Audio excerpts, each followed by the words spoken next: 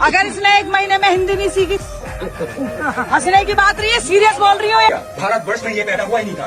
विदेशी क्रिश्चियन लोगों का, विदेशी भाषाओं का बाइबल हमारे इंडिया में। ദില്ലിയിൽ 12 വർഷമായിട്ട് ഒരു ആഫ്രിക്കൻ യുവാവ് പാവപ്പെട്ട കുട്ടികൾക്ക് ഫ്രീ ആയിട്ട് ഫുട്ബോൾ പരിശീലനം കൊടുത്തുകൊണ്ടിരിക്കുകയായിരുന്നു. അവിടെയാണ് ഈ പറയപ്പെടുന്ന ലേഡി കൗൺസിലർ ഒന്ന് ഹിന്ദി ഭാഷ നീ പഠിച്ചാൽ മാത്രമേ നിനക്കിനി ഇവിടെ തൊലിക്കാനാവുകയുള്ളൂ, നീ ഇവിടെ ഹിന്ദി പഠിക്കുക തന്നെ വേണമെന്ന്.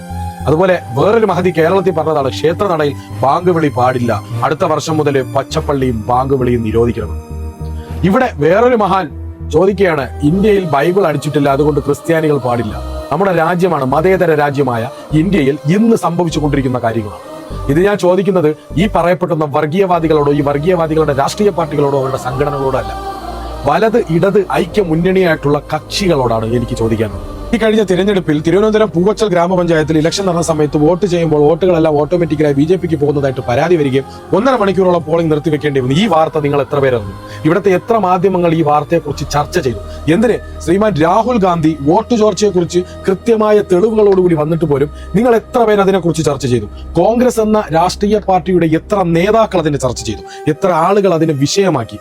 അധികാരത്തിനും രാഷ്ട്രീയ കസേരയ്ക്കും വേണ്ടി, എല്ലും കഷ്ടത്തിന് വേണ്ടി അടികൂടുന്ന നായകളെ പോലെ നിങ്ങൾ മാറിയും തിരിഞ്ഞും കുറ്റം പറഞ്ഞു കുറവും പറഞ്ഞ് അടികൂടിക്കൊണ്ടിരിക്കുകയാണ്. ദൈവത്തിന്റെ സ്വന്തം നാടായ കേരളത്തിൽ ഒരു സ്ത്രീ വളരെ പച്ചയായിട്ട് വർഗീയത തുറന്നു പറയുകയാണ്. പണ്ടൊക്കെ ഈ വർഗീയതയുള്ള ആളുകൾ മാറി നിന്നും തിരിഞ്ഞു നിന്നും ഒളി നിന്നും പറഞ്ഞുകൊണ്ടിരിക്കുന്ന ഒരു കാലഘട്ടം വരുന്നു. പക്ഷേ ഇപ്പൊ മുഖത്ത് നോക്കിയും മൈക്കിൽ നോക്കിയും പരസ്യമായും പറയുന്ന ഒരു കാലഘട്ടം. ഇതിന് കാരണക്കാർ ആരാണ്?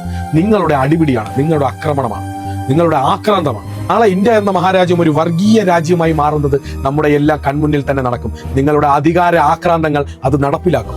പാവപ്പെട്ട ഒരുപാട് ജനങ്ങൾ നിങ്ങളെപ്പോലുള്ള രാഷ്ട്രീയ പ്രസ്ഥാനങ്ങളെ വിശ്വസിച്ച് ജീവിക്കുന്നുണ്ട്. അവരെ നിങ്ങൾ കൊലയ്ക്ക് കൊടുക്കരുത്, അവരെ നിങ്ങൾ ചതിക്കരുത്. വോട്ട് ചോർച്ചകളെക്കുറിച്ചും ഇന്ത്യൻ ഇലക്ഷൻ കമ്മീഷൻ നടത്തിയ നാടകങ്ങളെക്കുറിച്ചുമൊക്കെ ഇനിയുമെങ്കിലും വാ തുറക്കാൻ എല്ലാ നേതാക്കളോടും അഭ്യർത്ഥിക്കുകയാണ്.